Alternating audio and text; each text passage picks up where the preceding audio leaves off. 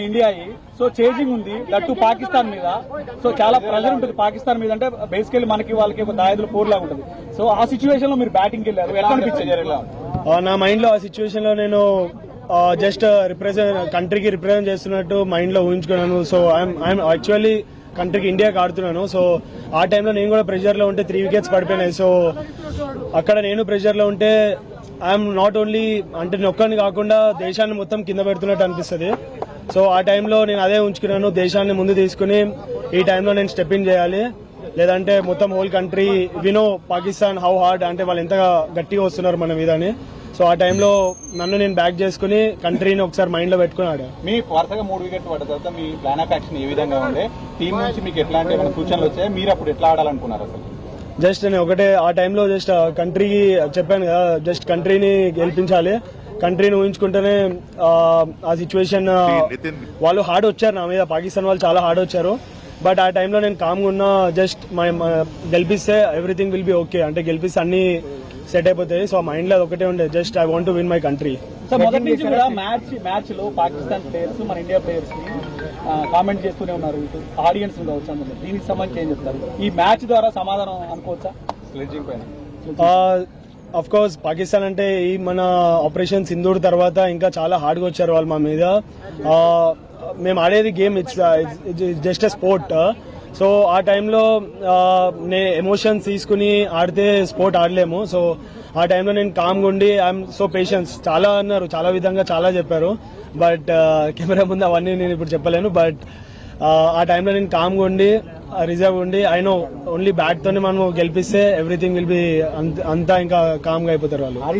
Last over అంటే world class bowler ఏమనిపించింది, ఎట్లా ఉంది అంటే ఏమనిపించింది లాస్ట్ ఓవర్ ముందు? World class bowler of course, but ఆ టైంలో నేను నన్ను అనుకున్నా I'm the best player. India is always best. India is far అన్నిటికన్నా చాలా పైన ఇండియా అనేది.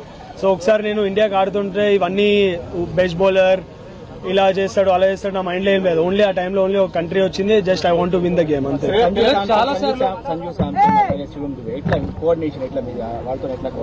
వాళ్ళ మధ్య మంచి పార్ట్నర్షిప్ వచ్చింది ఆ టైంలో.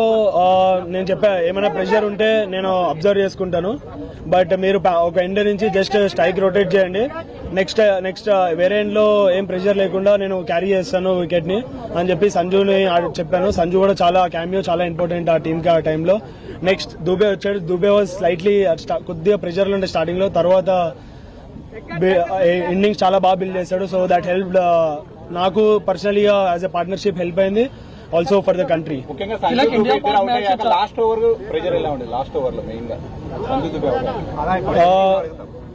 సారీ లాస్ట్ ఓవర్ లో మెయిన్ గా ప్రెజర్ ఎలా ఉంటుంది? సంజు దుబే అవడానికి లాస్ట్ ఓవర్ చాలా ఇంపార్టెంట్. నేను ఆల్రెడీ దుబేకి చెప్తా ఉన్నాను, సో ఒక ఎండ్ నువ్వు ఆడుతా ఉండు, వేరే ఎండ్ నుంచి నేను కవర్ చేస్తానని చెప్పి దుబే కన్నా. బట్ దుబే అవుట్ అయ్యాడు, బట్ నేను స్టార్టింగ్ నుంచే కాన్ఫిడెంట్ ఉండే I will finish the game అని. So yeah, by God grace I have done it. Like India Pak match ఇదేం కొత్త కాదు, చాలా సార్లు మనం వైరల్ ఉన్నప్పుడు చూసాం, కానీ ఈసారి చాలా సైన్స్ చూసాం. ఫ్లైట్ పడిపోయినట్టు కానీ, మిజైల్స్ వచ్చినట్టు కానీ, ఈవెన్ దానికి అపోజిట్ రియాక్షన్స్ కూడా మన టీమ్ ఇండియన్ ప్లేయర్స్ నుంచి చూసాం. సో ఇదంతా ఇట్లా ఉండే అంటే ఇదేమన్నా మీకు ప్రెజర్ క్రియేట్ చేసిందా, లేకపోతే ఆటను గేమ్ ఏమైనా డిస్టర్బ్ చేసిందా? ముందు వాళ్ళే స్టార్ట్ చేశారు పాకిస్తాన్ నుంచి. అదే ఇండియా పాకిస్తాన్ మ్యాచ్ లో ఓకే, బట్ ఆపరేషన్ సింధూర్ తర్వాత కొద్దిగా హార్డ్ గా వచ్చారు వాళ్ళు మా మీద. బట్ మేము ఆడేది చెప్పాను కదా, మళ్ళీ స్పోర్ట్. సో స్పోర్ట్ ని ఎమోషన్స్ తో కనెక్ట్ చేసి ఆడితే అవ్వదు. సో జస్ట్ నేను స్పోర్ట్ ని ఏ విధంగా ఆడాలో ఆ విధంగా స్పోర్ట్ లో ఆడి we have replied in a good way to them. Pakistan match అంటే మొదటి నుంచి విరాట్ కోహ్లీ విరాట్ కోహ్లీని తిలక్ రీప్లేస్ చేశారు అనేటువంటి మాట ఎక్కువగా వస్తుంది, మీ కామెంట్? ఫస్ట్ ఆఫ్ ఆల్ నాకు చాలా హ్యాపీగా ఉంటుంది. సచ్ ఏ లెజెండ్ విరాట్ భాయ్ అనేది is an global star.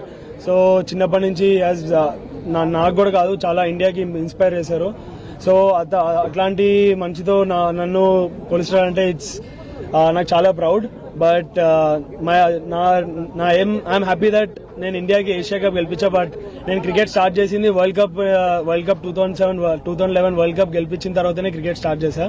But ఈ జనవరిలో వరల్డ్ కప్ వస్తుంది, సో అది నా అసలేమో వరల్డ్ కప్ గెలిపించిన తర్వాతనే నాకు నిద్ర వస్తుంది. మ్యాచ్ అయిపోయిన తర్వాత షేక్ హ్యాండ్స్ ఇవ్వడం స్పోర్టింగ్ స్పిరిట్, బట్ ఈ పెద్ద డిస్కషన్ అయింది. ఇండియా అనేది పెద్ద డిస్కషన్ అవుతుంది దేశం అంటే వరల్డ్ వైడ్. ఎట్లా దీని అంటే మీరు ముందే అనుకున్నారా? టీమ్ మేనేజ్మెంట్ ఏమైనా మీకు చెప్పిందా? అలా ఏం లేదు. సో ఆ మూమెంట్ లో అలా అయింది. సో జస్ట్ ఫ్లోలో వెళ్ళాము. అదేమి మాకు ఇలా చేయాలి అని ఏం లేదు. బట్ మనకి ముందు తెలిసింది కదా, ముందు వార్ అయినప్పుడు తెలిసింది. So just we want to give respect for our country, అంతే. ఇంకా దాని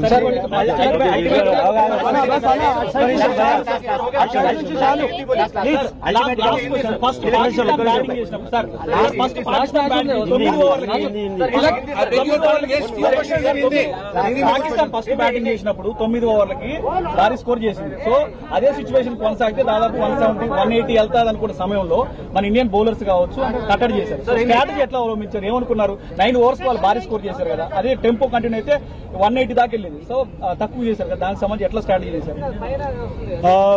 అందరికీ తెలిసిందే India one of the best bowling attacks.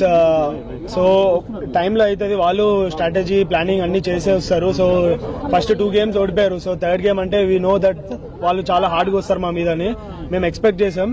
So తర్వాత అండర్ ప్రెషర్ లో కామ్ ఉండం, దట్స్ మేము టీంలో అదే డిస్కస్ చేసాం. గౌతీ సార్ కానీ సూర్య కానీ అందరూ గ్యాదర్ అయ్యి, సో అండర్ ప్రెషర్ కామ్ ఉండడమే ఇది ఇంపార్టెంట్.